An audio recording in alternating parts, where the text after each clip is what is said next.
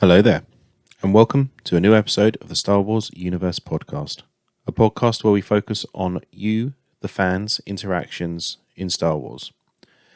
This month, I am going to be having a conversation with Brian Klein, and also then delving into my interactions with Star Wars over the last month, as well as looking at your feedback. So join me as I jump back in time to my conversation with Brian Klein.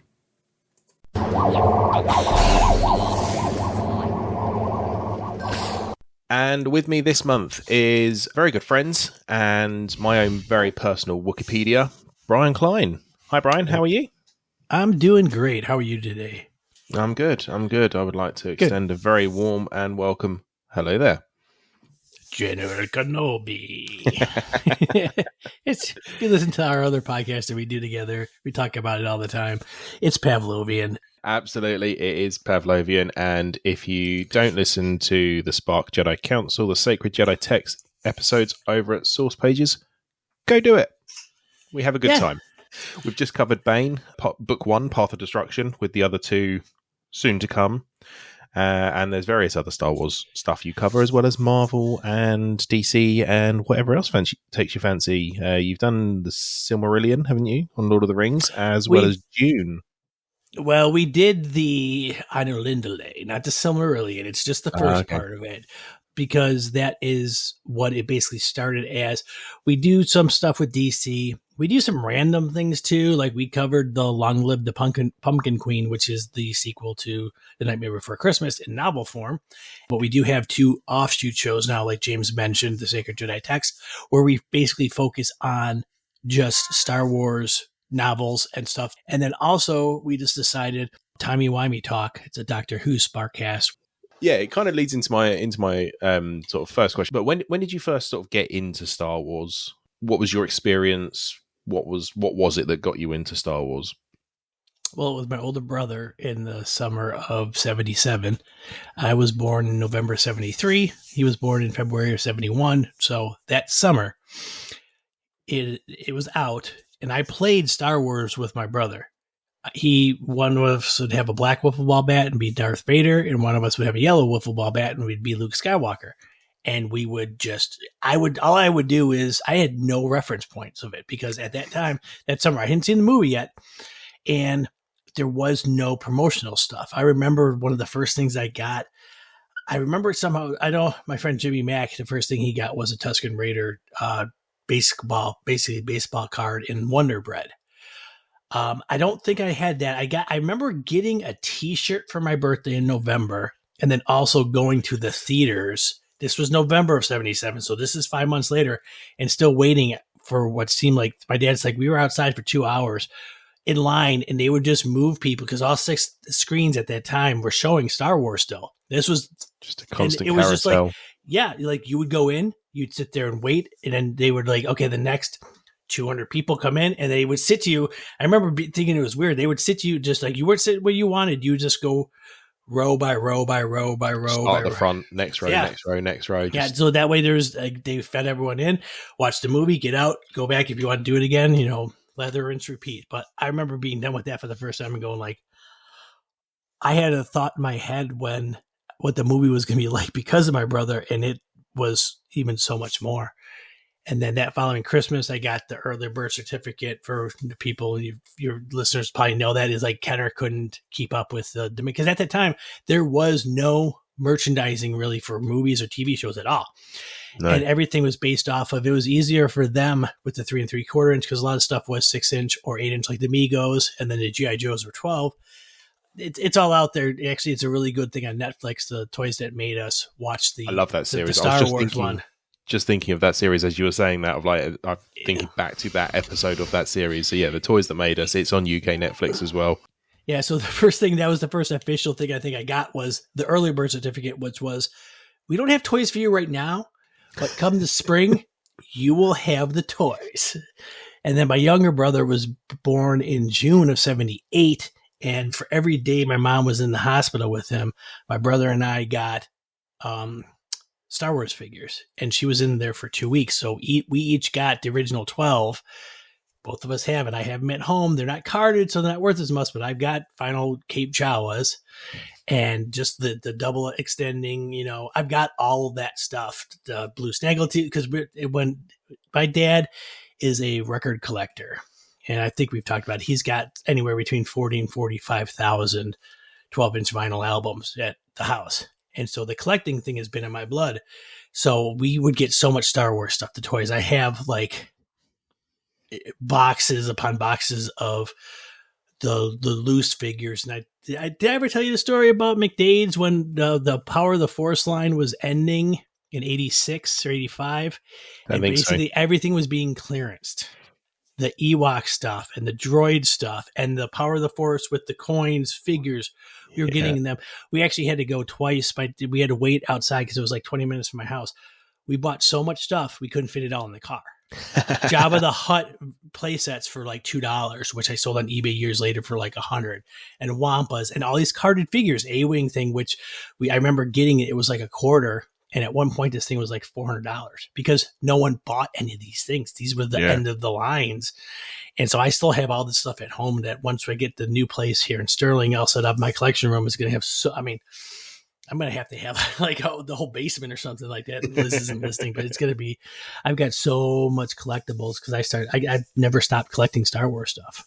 It's always amazed me, obviously, when we were on a few calls when you were at your old place, I would very rarely actually look at you. I'd look behind you and just spend the entire time we were on the phone just looking behind you. And that was normally usually the Funko stuff. You haven't seen my Kenner Hasbro stuff. No, I haven't seen any of that stuff. So it's that's awesome. So kind of your sort of into Star Wars is kind of the next question as well, which is what was your first interaction outside of the movies? But it sounds very much like sort of playing it was before Luke versus movies, Vader with your brother, and you're in. What was your first sort of interaction in terms of released media outside of the movies and sort of going into books and comics and stuff?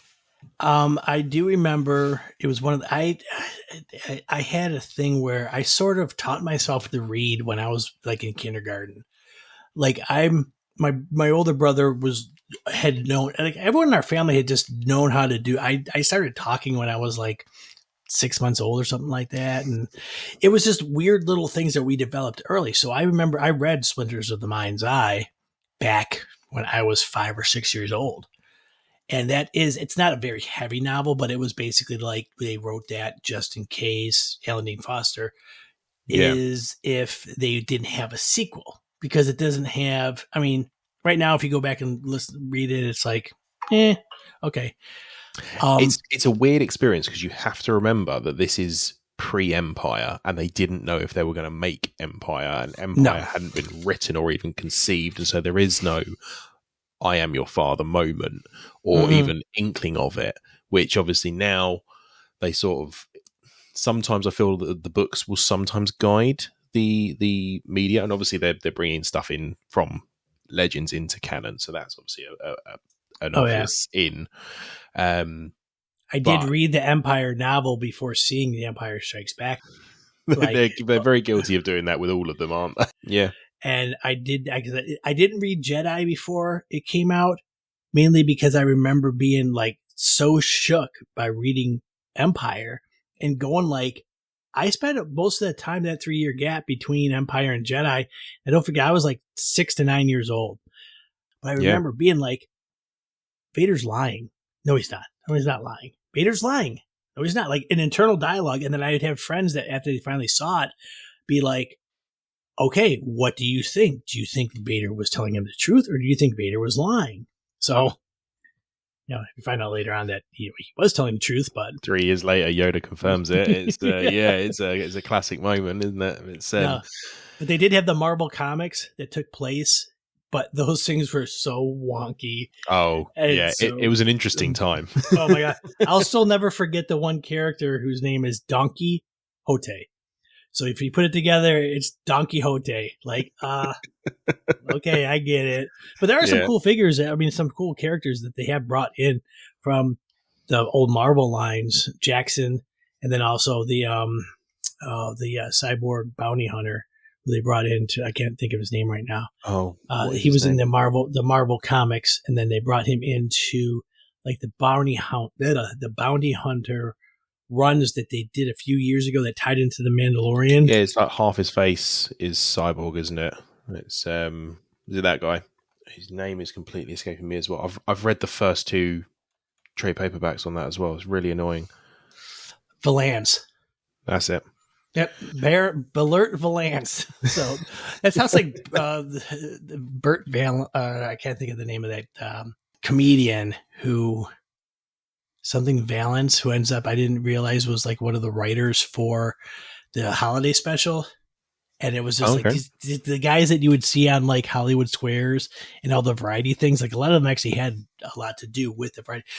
It certainly will live on in infamy, won't it? I love it. I watch it every year on November 17th on Life Day because I mean, how I even have, and they're even promoting it. Like I've got a little Happy Life Day thing here, and Star Wars and themselves now are really going heavy. You could get a Star Wars vintage collection. Chewbacca in his red Life Day robe action figure. So I mean, they're the next step is to actually release it on Disney Plus or in 4K. Because right now, everyone you watch it on YouTube, there's some cleaned up versions, but I have a VHS copy that is transferred to Blu-ray, which was set from Cleveland because it's got the commercial breaks and stuff in there, and it's like you're watching KR blah blah blah in Cleveland, Ohio. So Life Day is becoming more and more popular, and they are leaning more and more into it. They've done a Life Day cookbook as well, so they are really it's leaning canon. into it. Yeah, it's canon. The Mithril mentioned it in the Mandalorian, so yeah, absolutely, it's canon. The holiday special itself as well, the cartoon element of it gave us Boba Fett in his first guise, and also the Mandalorian rifle that disintegrates people. That's all from that and Jefferson Starship. That hated thing, which is now kind of cult loved as well. Uh-huh. It's that weird thing, isn't it? Of it, it's kind of reached a point where it's so bad it's good. It's very 70. If you're expecting it to be like regular Star Wars, it's not.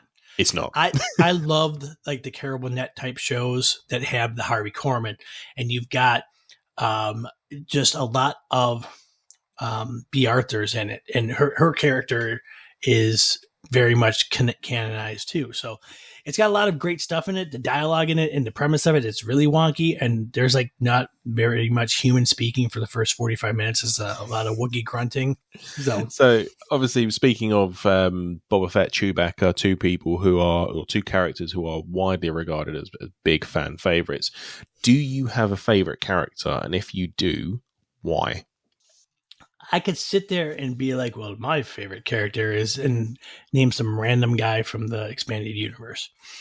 And it's like Jero Sabaoth or something like that. It's not going to be. I love Luke Skywalker. I love his story. I don't have one iota of problem of what they did with this character in The Last Jedi. I thought that was, in a sense, because he has shown that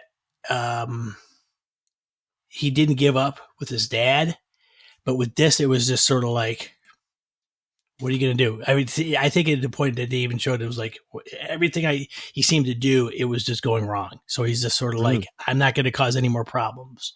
Yeah. So if I need to be the Last Jedi, then so be it, kind of thing. Because everything I've tried keeps getting destroyed and keeps getting corrupted by the dark side. Right. So, I'll be honest, I did not like The Last Jedi when I first saw it, but I've liked it more and more every time I've rewatched it. I will say I'm never going to like the green milk moment because it's unnecessarily gross. It's there, I think, just to sort of try to put Rey off and being like, this is really this is what you want? Okay, fine. I'm very much saying that tongue in cheek as well. I Like, know my only I don't problem I have particularly the like movie. it. You could easily knock out 20 minutes for that movie because it's a little bit of too long of a movie to me. Yep. I did see it in the theaters at least 12 or 14 times though. So, I mean, I just remember seeing that throne room scene is still one of the best Mhm. fight scenes in the what we calling it, a Skywalker saga, aren't we? The It's point yeah. when they were fighting and they're fighting the Praetorian guards, and then the basically like the drapes go up, and Mm, then now the scene makes it even bigger because you can see like the, and it's almost like the Return of the Jedi battle scene too, with the throne room there and stuff. And so, yeah, I mean, the only problem I really have with the sequels is if you watch all three of them together, there is a lot of okay, Ryan Johnson is changing things a little bit that what J.J. Abrams didn't fit his narrative, and then the first part of Rise of Skywalker is him changing things back. Like if it yeah. was a little bit more fluid, Yeah, it and would have. I think so. I haven't watched them sort of back to back properly. I've watched them very closely in sequence, but yeah, it really comes through to me that I don't think they'd mapped out the story and given enough studio direction and kept enough of an eye on. I'm gonna put the blame there on Ryan Johnson, probably unfairly, but they then went back to JJ and said, "Fix this," and he did what he was told. And I don't have a particular issue with the sequel trilogy as a story, and I'm very much looking forward to seeing Rey's story continue. I don't particularly have a strong opinion one way or the other on the whole Rey Skywalker question or argument or whatever. It is what it is. The Disney have made the decision; they're going to run with it. Get on board. Right. Otherwise, I mean, if she went with her technically like her birth, there would be Ray Palpatine, and they don't want to put Palpatine back out there. So even though I mean, it was sort of weird because it's her grandpa, but it's her dad, but it's the whole cloning thing. How does that work?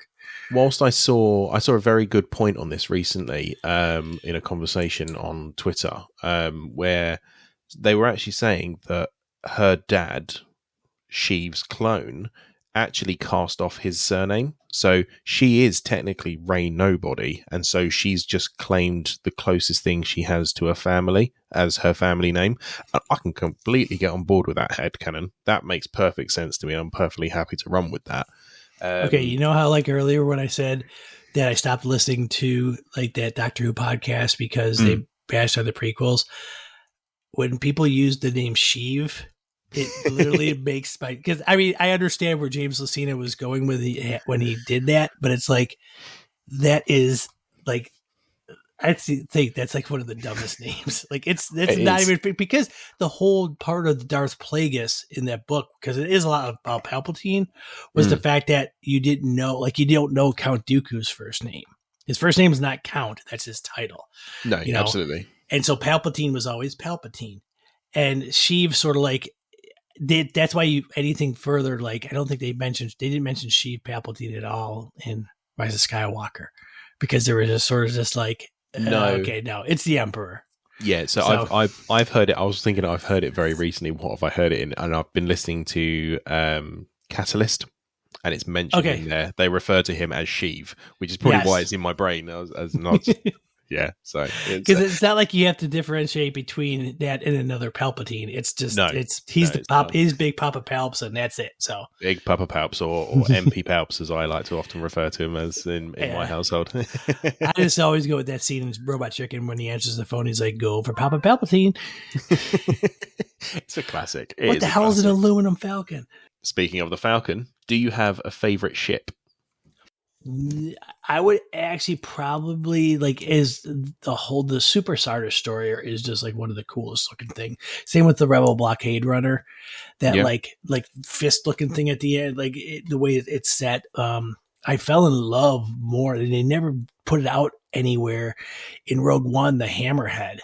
Oh, I love the Hammerhead. That thing is just gorgeous looking. But I could go in deep into like the Sith Infiltrator and Count Dooku's Solar Sailor is just, that design is just so cool.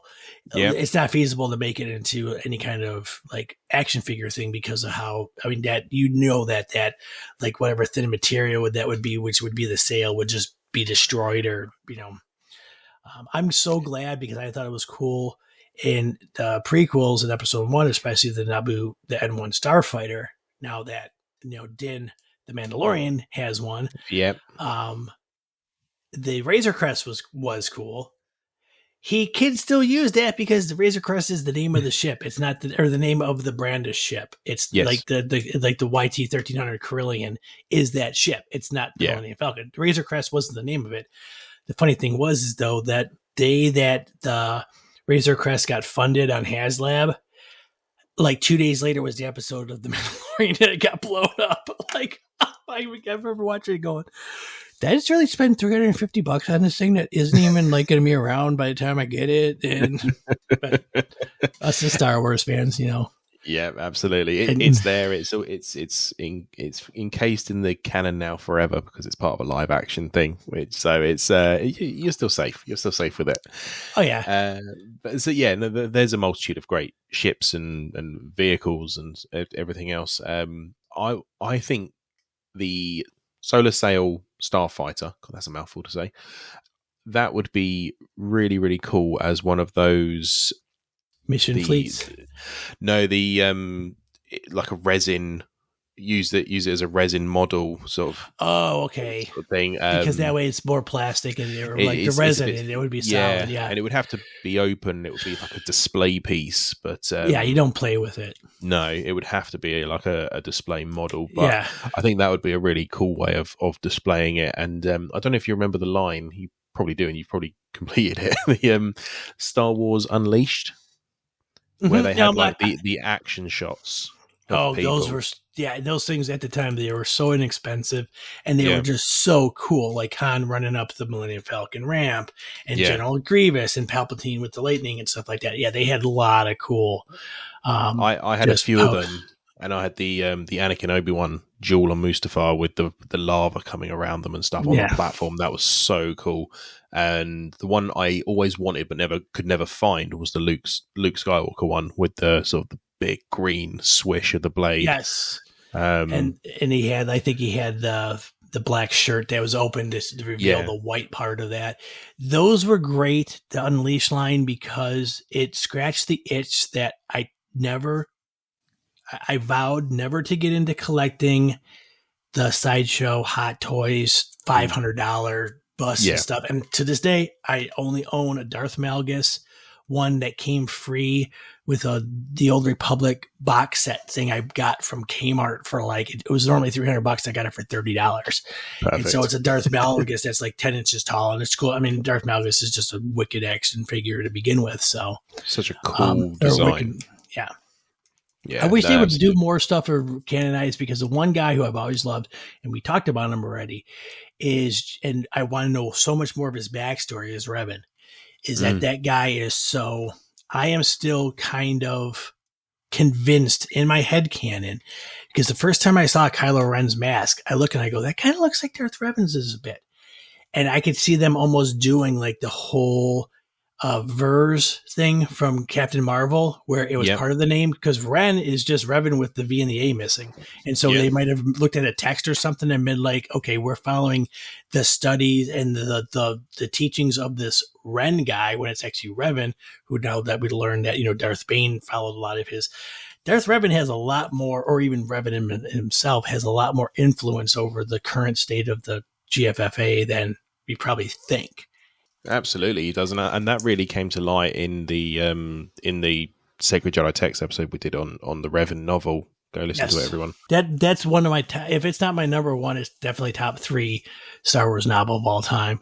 It was brilliant, and I'd forgotten how good it was until I actually listened to it, and it was so good. That's all Karpyshyn. Drew Karpyshyn is like. The reason why I don't understand why they're not using him and Lucino and some of these guys, even the older guys, Michael Stackpole, these guys that used to write back in the EU. I almost said others as well. Matthew Stover as well. Yes. What he did with episode 3. Episode 3 novel. That's one of my other top 3 books too. It's a phenomenal book. I could not put it down. And I think it was James Lucino who did Labyrinth of Evil as well, which is like the precursor to episode 3. He did Plagueis, and Lucino did Tarkin. So Yep. you got these guys that have done stuff recently. I had to stop myself a little while ago because I was all excited. They're releasing them in the Essential Legends. What's really cool is when they release all these novels from the old EU and the Essential Legends, they also update unabridged versions of the audiobooks. Yeah, And then I love that. the 9 X-Wing series books, the Wraith Squadron and the Rogue Squadron, Mhm. are all Stackpole. Stackpole wrote the Rogue Squadron, and then Aaron Allston wrote the Wraith Squadron. And then he also came back and did the 10th one, Mercy Kill. And I'm like, man, I wish they would bring those. And then I had to stop there and think, and I'm like, okay, they can't, because I know I was friends with Aaron Allston and remember like chatting with him in this group we had when he was going to the one Comic-Con where he had a heart attack and died. And it was just like, well, obviously we can't bring him back to do it because, rest his soul, he's dead. But one of the things I missed about the Legends is like when they would take like the big, not as grandiose as the New Jedi Order with the 22 books, but where they would have 3 writers each write 3 books and put it into a 9-book, series of stuff. Yeah. And you got some great stories. And, I wish they would have continued, like, do the whole thing to see where Jaina became the Sword of the Jedi. Yeah, because I was thinking, as you said the name, I was like, I know that name, and I absolutely adored some books that he wrote, and I couldn't think of them straight off the top of my head. And it was the Legacy of the Force. Yes.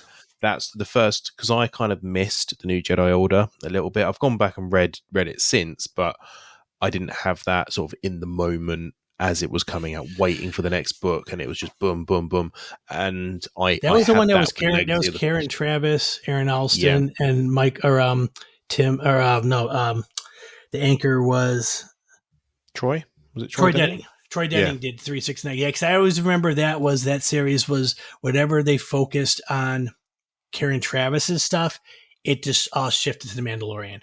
It shifted away. Like they had these through points that everyone hit, but then they all would shift to whatever their main focus was, because Karen Travis wrote a lot about the Mandoa and the old, the Cortosis, and I think she even coined the phrase Beskar or Beskar. Yeah.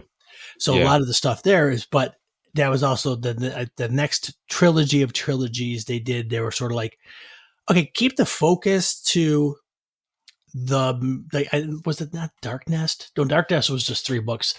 It was Fate of the Jedi was our followed. Fate of the Jedi was the final one that they did, where they sort of kept the through line of don't change the main focal point to your own narrative, keep it within the realms, and then use your side stories as the secondary part of the story. Yeah. So and she was given some real big moments. She was probably given the biggest moment outside of the finale in book number 5 in Legacy of the Force, where it was Jason's full turn, where he, spoilers, kills Mara Jade. Who's his aunt? Yeah, who's his aunt and is Luke's wife. His sort of kind of pseudo apprentice at the time, his mum. So it's like there's so many links through this one. I remember that too, because remember Mara Jade for a long time was fighting for her life. She was dealing with like this illness that they couldn't figure out what it was, and then when they finally did, they're like, okay, cool. And then Darth Caedus kills Mara Jade. Yeah, absolutely. And I completely fell in love with that series, and then was reading Fate of the Jedi as well. But I was also at that point then going back going, I need to know more about Jason. I need to know more about him. So that's at that point I started reading New Jedi Order to really find out and delve into that character. But yeah, so we're obviously bounced around the timeline quite a lot, talking about Revan, Malgus, Mara Jade, Jason, sequel trilogy, etc. Do you have a favorite era? I'd like to see them. I guess it all depends on the writing. For the Old Republic in the old EU had been Fatal Alliance, and just like you're talking about the Bane trilogy, Fatal Alliance is one of the most descriptive books where they're fighting on that lava planet, and I just still, even when I think about it, I could visualize everything that's going on with that. And there's the whole, I think there's 5 or 6 tour books outside of Revan, and then you got the Darth Bane trilogy. I did like the Dawn of the Jedi stuff they did with the comics and with the few novels they had. I wasn't quite as the KOTOR run of John Jackson Miller, the comics, the 50 issues were fantastic. Mm. I did like then too, like what they did with Cade Skywalker, and when they went 150 years in the future, where he was sort of just like, he knows that he's a Skywalker, but he has nothing to do with any of the stuff from his lineage. And then you find out that some of these other people are related to certain other people. And then that was pretty much where that was ramping up. And Was that called Legacy? Yeah, that was the name of the comic front. Yeah. Because they didn't have much. I'm just going to like because we had the Old Republic. Oh man, the Lost Tribe of the Sith, the Old Republic Fatal Alliance, Annihilation, the Knight Errant. That was only the one. They had a few good the horror books, but yeah, the Legacy era was Fate of the Jedi and what was it? Crucible. Crucible was the last book that was Crucible written. was the last one. It was kind of it was sort of advertised as like the big three are finally going on one last adventure. This is it, and then obviously and it ties into the Mortis. It ties into the Mortis trilogy too. So yeah, I love the Lost Tribe of the Sith. You mentioned the series of short stories; they were brilliant, and I really loved the duology of Cross Current and Riptide. Right. As novels, so it really tied sort of the Old Republic into sort of the post-Empire era, and I thought that was a really clever way of doing that and getting that sort of across that, because Lost Tribe of the Sith, I don't remember it getting a whole lot of marketing at the time because it was it was short stories. Yeah, and you could only get them online, and then they collected them, and then they made in the collection there was like another story in there then too.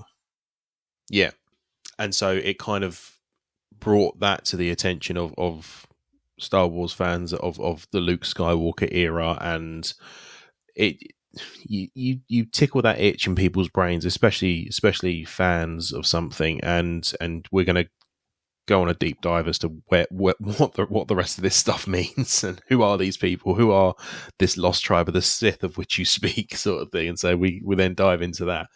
But yeah, I was one of the few people who that I knew of that was reading Lost Tribe of the Sith as it was coming out, and sort of really was like, I like this. But I've always been sort of drawn to sort of the Sith side of things myself, because I've always liked that complex character. That was the only aspect of quote unquote like time travel that's ever happened in Star Wars.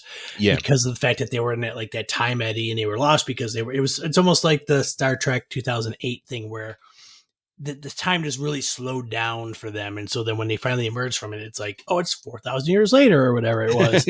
So it's just like, okay, well, that happened. So yeah, no, I thought it was really well done. The fact that it's not saying like you couldn't go back to that well at all, because it was just an anomaly of physics rather than time travel.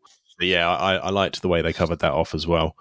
So really, we've kind of been talking a lot about this next question sort of throughout, but what is it that you love about Star Wars? What is it that sort of scratches that itch with you? Can you even sort of put it into words what you love about it? I think in my mind, it's just the amount of stuff that's out there that intrigued me the basis of it goes back to me being a kid, and then that the foundation's always been that, but then getting into it always seems like there's a lot of high points in my life where Heir to the Empire came out like right when I graduated high school. So that was right when, and I'd already been reading because like Dark Horse had been starting the comics back up, and then this, and then I was working at Toys R Us in college a few years later when Hasbro, Kenner at that time, still launched the Power of the Force 2 line, and everyone's like, oh, Star Wars is dead, and then you realize how big it was, and then it came back. I just think that it's just the depth of storytelling that's there, and how it is. I had the discussions I have with people. It's just like my favorite sci-fi, like property isn't Star Wars, because I don't consider Star Wars science fiction. It's a space opera. It has more. It's like it's a space fantasy more than anything. Yeah, You know, absolutely. like Tolkien stuff is my high fantasy. Science fiction, you probably throw that towards like Star Trek, but Star Wars in itself, because it relies more on like the aspect of fantasy than it does of like the science and the technology is not the prime focus. The Force is it's a spiritual thing. Whereas in like Tolkien stuff has absolutely no technology, and in Star Trek you have like the prime directive, but it's more all it really is technology. Yeah, And I'm being very broad strokes that were there, but I think with Star Wars, it's just that there's never been in my mind like a lull. I'm trying to think of Star Wars Resistance was probably like my least favorite thing that's come out of Star Wars. And that's also just because that was a product of the fact that they didn't know what they were doing with the movies. Because when it shifted, it just ended because when they weren't going forward with what they were going to do with the movies, the show was sort of just like, well, we don't know what to do with this anymore, so we're just going to end it. I mean, because it just ended pretty much. I mean, it ended at the end of The Force Awakens almost. And then they're I'll be honest, I haven't even bothered sitting down to even force myself through it. I just kind of looked at it and went, I will watch it at some point, but I'll watch it when it becomes a little bit more relevant. And they are starting to do that by introducing the main character's dad, the senator, in Ahsoka. Yes. Yeah, that's it. And he kind of goes toe to toe with Hera, doesn't he? He was the one that, Kaziono is the main character of Star Wars Resistance, and his dad is actually he's sort of there in Resistance, but then he's the one that's in Ahsoka that's given Hera a bunch of trouble about going to, Grand Admiral Thrawn. What are you talking about? He's not around anymore. That's all. Yeah, and it's that scene, isn't it, where we then get the certain gold-plated protocol droid wandering in on behalf of a certain princess, and Chopper nearly tries to take him out. So, but yeah, they're starting to make some links to it, and obviously we're in that period of time in between the end of Return of the Jedi and The Force Awakens. We've got a long way to go, but obviously all of these characters' kids have got to grow up and gain a moral compass of their own. I got a quick little funny anecdote story to tell. This was about my brother, because he'd seen the first 2 seasons of Mandalorian, and then he watched them again with his kids who are 9 and 11, and then he goes, I'm going to start watching season 3 of Mando. And then he goes, what the hell happened here? Okay, I got to watch Book of Boba Fett before now too? I'm like, oh yeah, watch that first. And then he goes, wait, there was an end credit scene at the end of season 2 that explains Boba, with Boba and why he's there. It's like, oh yeah, so watch season 1, then watch season 2, watch the end of it, then watch Book of Boba Fett, then watch season 3. And he goes, so how long was Boba Fett with the Tuskens? I'm like, 5-6 years or so. He's like, why is the Slave One still at Jabba's palace? I'm like, I don't know. Yeah, it's just kind of one of those things. It's for the story, so it's there because of plot. Yeah, I mean, no one wanted it, or no, like they had, maybe it was in the palace and it was sort of hidden. I don't know. Yeah, because it is kind of underneath the palace, isn't it? From memory, and so I can't remember. I can't remember, but I seem to remember thinking, at the time, was it moved there? Was it somewhere else? And it was got Jabba, or no, it wouldn't have been Jabba, but someone kind of collected it and put it there. I would think that's probably where, because Boba was there. Then he got, the pit of Carcoon, whole thing. But I'm thinking also then, okay, now that makes you think the whole time that he's sitting there with the Tuskens, he's on Tatooine. Why didn't he steal one of the Pike ships or something, go find Jabba's palace, see, oh, maybe my ship is here. But then I think he was doing it more for an aspect of personal growth, in a sense. Personal growth and training. He did not go out in Jedi poorly. Who in the original trilogy has literally 42 seconds of screen time and 6 seconds. Yeah, it's insanity. What it was though? He was the new guy after Star Wars, the first new character that was introduced. Think about it now though, because when we got Phasma, this is great. Phasma was barely in Force Awakens at all. I mean, she was almost non-existent in The Last Jedi, but it's like that took away from the focus. Like Boba Fett, we don't see Boba Fett in The Empire Strikes Back really until like 60% of the movie's done. So yeah. So it's Phasma's a really good example. The only thing they fumbled the ball with on Phasma is they never truly made her look menacing. Like she always got beat. Like from moment one, she didn't win at any point, whereas at least Boba caught Han on Cloud City and took him away, and you could see he kind of outsmarted Han with the whole garbage disposal thing before they jumped to hyperspace, and he knew about that. He thinks it through. You can see he's intelligent. You can see he's a cool bounty hunter. And then you learn in the comics that he can't figure out why Han is melting, and then he loses him, and then he gets him back, and then he has to fight. It's a whole thing. I was going to say, the actual character I think George did it brilliantly with was Aura Singh. And he does it. He does it. He actually says to the person who played Aura, "You're going to be in here for 5 seconds and you're going to be a star," because he knew what had happened with Boba Fett.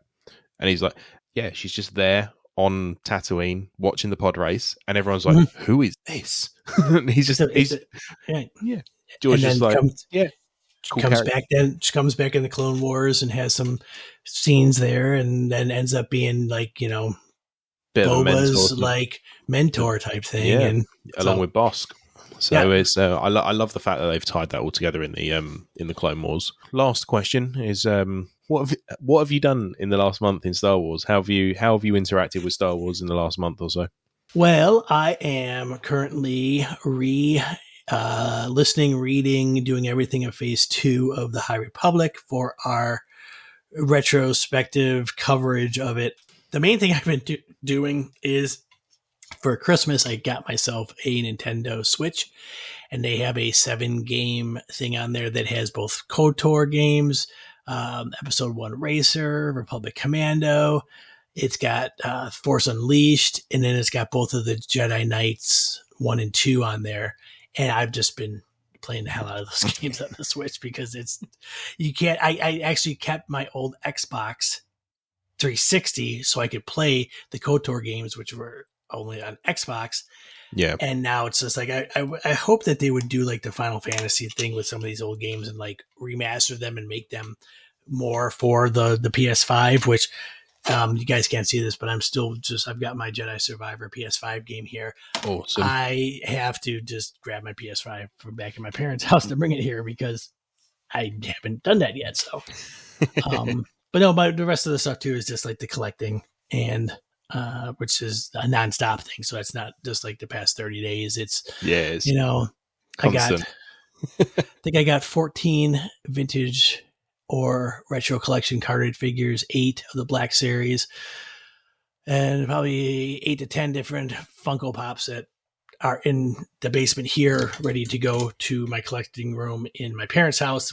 That's brilliant. That's awesome. Thank you very much, Brian. And I really appreciate the time you've given me here on this one. And I'll look forward to your updates going forward. And may the force be with you. And also with you.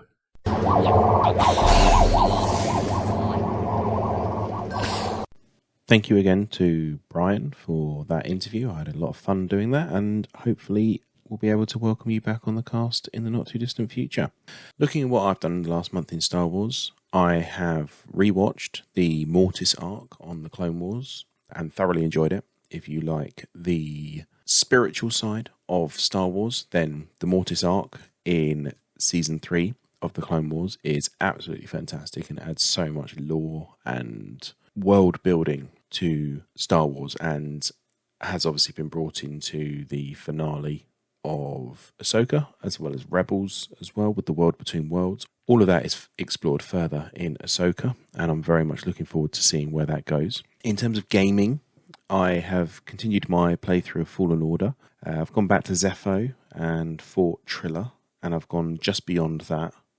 Still on Zepho, done the next tomb. Again, continuing to really, really enjoy the game. Wish I had played it sooner, to be perfectly honest. And given my absolute love for the remastered and rebooted Tomb Raider franchise. It's right up my alley, and as I'm fairly sure as soon as I finish this one, I'll probably look to turn my attention towards Jedi Survivor. I might pick up the book in between. Depends. I've not heard great things about it, but I'll probably give it a go myself just to see. Galaxy Heroes, as I say every month, it's an ongoing thing. It's never a game you can be done with. Current target is I am working on the Darth Bane shards, which are available through an in-game monthly thing called Conquest, where you have to work your way through 5 different paths of varying difficulties, and you get rewards and reach chests to get different amounts of shards and things like that. So I'm working my way through that. I am working on unlocking the Galactic Legend Supreme Leader Kylo Ren, or Slicker, as he's known in-game. I have now fully completed Tiers 1 and 2, whilst also working on Galactic Legend Rey's her ultimate move. There was a recent Galactic Chase event where you spend in-game energy on a certain node, and you will earn shards or blueprints of a selected thing. And the most recent one was the Comeuppance, which is Zori Bliss's ship, has been introduced to the game. I managed to get that to 5 stars in that chase, which is good. And I've also managed to push my Darth Malgus into relics, and he's currently sat at relic 5 with 1 Omnicron. So that's just an ongoing thing, and always have fun.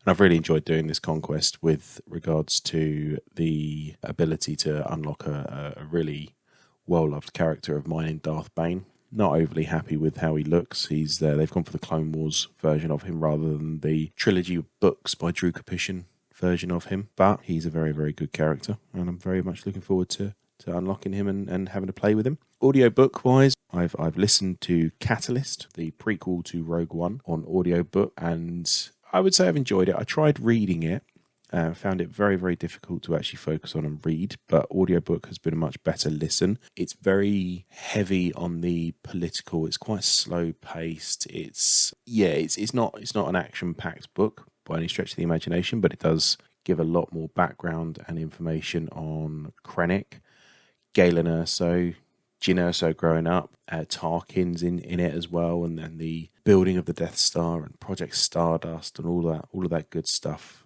in the Empire, in the full height and swing of the Empire. I also got down off my shelf the other day the Art of the High Republic book, and I had a flick through that whilst my son was doing some homework, and helping him out with that as required. But also he was then asking me, who's this, what's that, in the Art of the High Republic book, which I love that book. If you're a fan of art or how things have come together, then the Art of books are really, really fantastic. They're great. They are really, really good.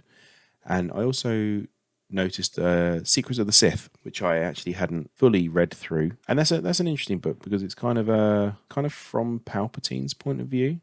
So it's kind of his it's like a diary of his, and it's got little pull out bits and fold out bits and things which give a bit of detail about the history of the Sith and his quest for eternal life and the Sith Eternal and all that good stuff, and bits and pieces of information on his apprentices and like the Night Sisters and other dark side users, the Sith Eternal, as I say, the Praetorian Guard, Snoke is in there, as well as bits and pieces on the history of the Sith. So Darth Bane is in there as well, which is always interesting to me. Plagueis as well, obviously, as his master gets a fairly heavy mention as well. I've actually picked up some clothing this month as well. I got a targeting computer T-shirt, so it's just a dark blue T-shirt with the logo of the targeting computer from New Hope, Luke's targeting computer, and it just says on target underneath, which I really liked, and I've picked that up recently. Very pleased with that. Comics wise, I've read quite a few comics this month actually. I've read Dark Droids number 5, which was overall a really good arc. I really enjoyed the arc. It was interesting. It's an interesting concept, bringing sort of like a sentient droid who wants to spread like a virus and actually bridge the gap from droid into organics, as he calls it. And he tries to do that via people like Lobot or even Vader, who have got cybernetics built into them, as well as Afra. And they leave it quite open-ended as well, so they can bring back the big bad of it, which is quite cool. I always like it when they do that. It's very, very comic booky, isn't it? I read Shadows of Starlight number 4, which is the Marchion Ro issue. I love Marchion Ro. Fantastic villain. As much as I love the Sith, I love the fact that the High Republic has a non-Sith big bad, and he's very, very cunning, and he's also quite ruthless. He's just a really great character.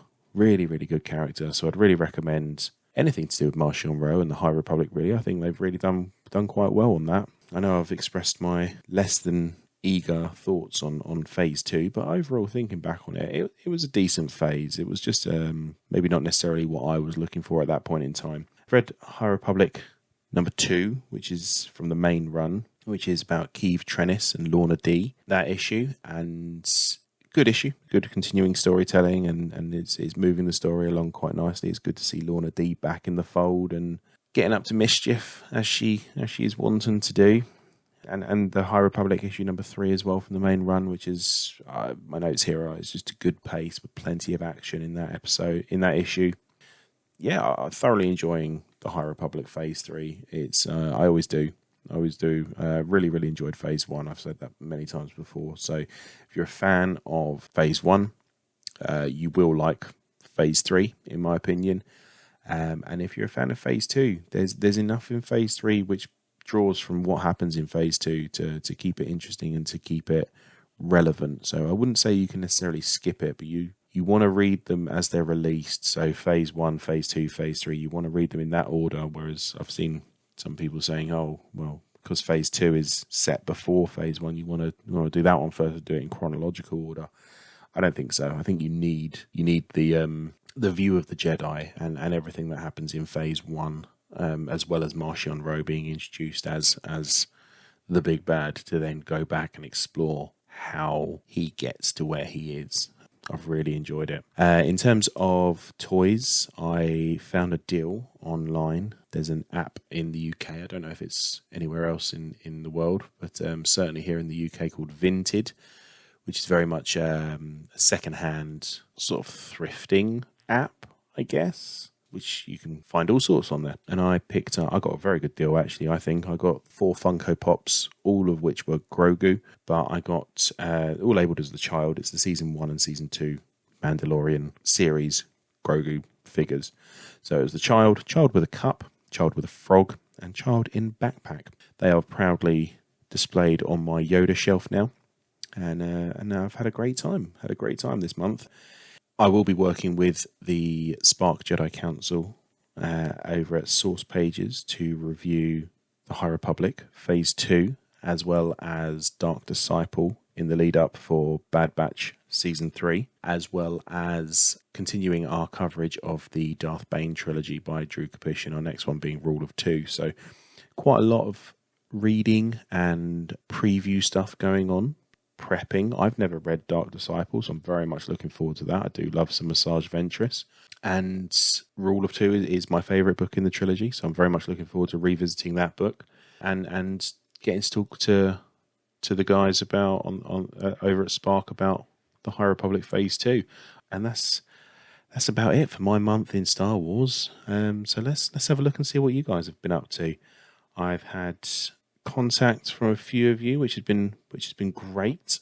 Todd over at the Spark Jedi Council at Source Pages.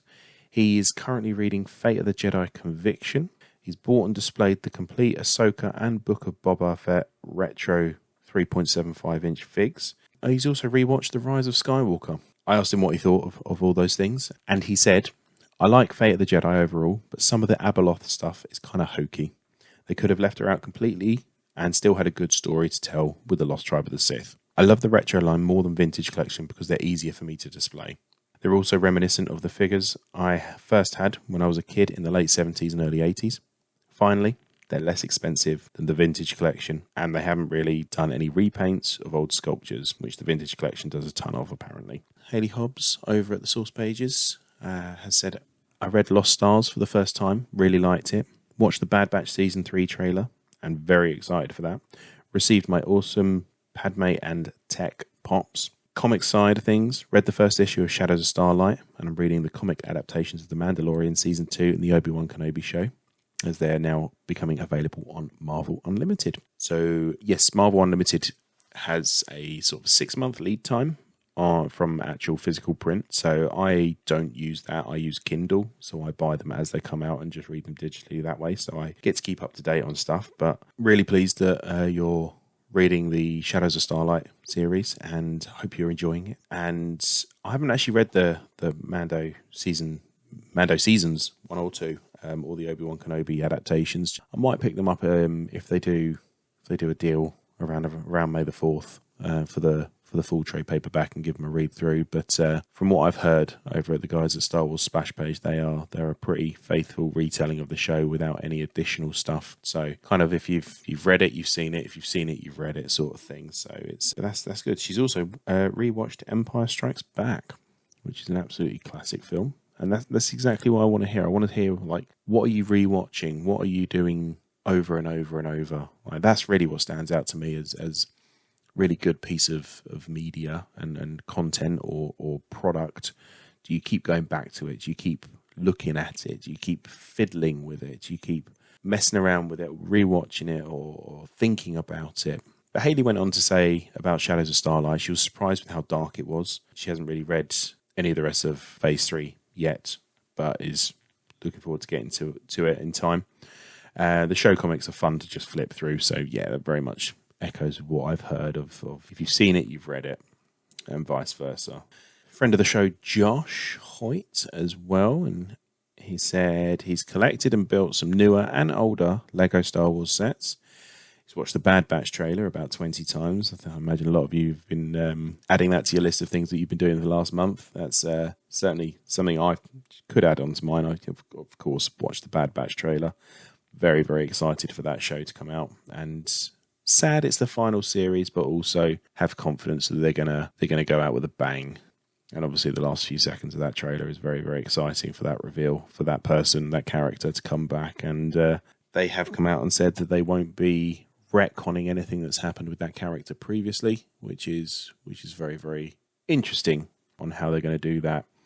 Josh went on to say he's been playing Battlefront 2 on the PlayStation 5. I must admit, Josh, I'm an Xbox guy myself. Otherwise, we could potentially play online. Although that would mean I'd actually have to go and buy Battlefront 2.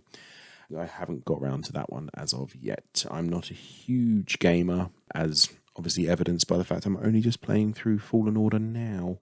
But he's also rewatched Revenge of the Sith. So that's 3 people in the last month who have let me know that they've been watching Star Wars films. I think maybe I need to sit down and pick one to watch myself. Got any recommendations? Let us know. Any preferences for what you want me to watch? I'll happily take them all under consideration. He did also send me some pictures of his Lego collection, which is vast and impressive, and I am a little bit jealous. When I asked him what's he been building, he said the Clone Battle Packs, Jedi Shuttle, Vader Transformation, Sith Infiltrator, and the Rebel Alliance Troopers. I love the fact that he's got that biggest Lego collection. And we've also heard from friend of the show, Sean, a.k.a. the other Sean from Galactic War Report. So I will pass over to him because he sent in a voice note, and let's hear what he has to say.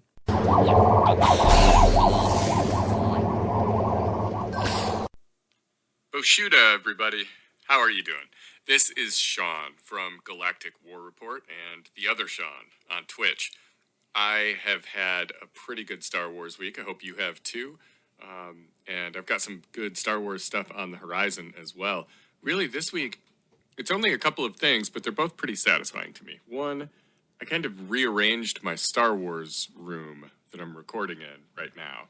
And that always feels like, you know, the feeling you get with maybe New Year's Day, where there's like new possibilities, or spring cleaning, you like finally clean out the garage or something like that. That's what I feel like. Like I've got a really good vibe going in here, and it feels great. The other thing that has happened recently is I don't really collect a whole lot anymore because all the shelves are full, right? So it's got to be really cool for me to want to pick it up. But I do collect the retro collection 3 3/4 inch figures from the Disney Plus shows. So I just learned that there's a Book of Boba Fett series, and I got them all because, of course, I would. It's really cool, though. There's like the retro-looking Chrysanthemum and Fennec and a Tusken Raider that, there's not a whole lot of articulation, but you can put his arms up and make him hold the gaffy stick above his head. So really cool set. I like that a lot. And then on the horizon, I mentioned there's some stuff on the horizon, right? So my son, who's very young, 10 years old, he is going through all of the Marvel movies with me, and we are making good progress. It's a really new project, and we just made it through Winter Soldier, so, we're getting there. But after this, we're going to go through all of Star Wars, and I don't know how deep we're going to go into the Clone Wars and Rebels and stuff. We'll see, because I got to be realistic. What can we make work on a movie night? So I'm looking forward to that. It's been fun rewatching the Marvel stuff. There's a lot of stuff I had forgotten about, and having seen it all as it appeared in the theaters, it's been a while, so there's a bit of nostalgia to it as well. Anyways, I hope you all have an amazing week full of Star Wars reading, viewing, collecting, living the Star Wars dream. Thanks a lot.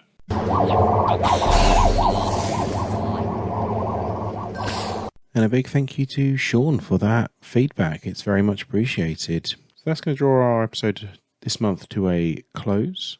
And I would just like to take a minute to thank the friends of the podcast and the other Star Wars podcasts that I listen to on a regular basis and would recommend you do as well. So we've got Children of the Watch, Forced Ghost Conversations, Galactic War Report, Source Pages, Star Wars 7x7, Star Wars Splash Page, Star Wars The Saga Continues, and Starlight Beacon Transmissions. So I'd like to thank you for your time, and I'd also like to take this opportunity to let you know about a special episode I have coming out on the 7th of February that is working in partnership with Star Wars Podcast Day 2024, which is a movement of over 90 Star Wars related podcasts are releasing an episode in or around the 7th of February 2024 to celebrate 25 years of Star Wars podcasting. So keep an eye on your feed, as there will be a special episode of the Star Wars Universe podcast coming on that day, where we discuss the potential what-if scenarios from the recently announced Star Wars What If show. So I'd like to thank you again for listening. May the Force be with you, always.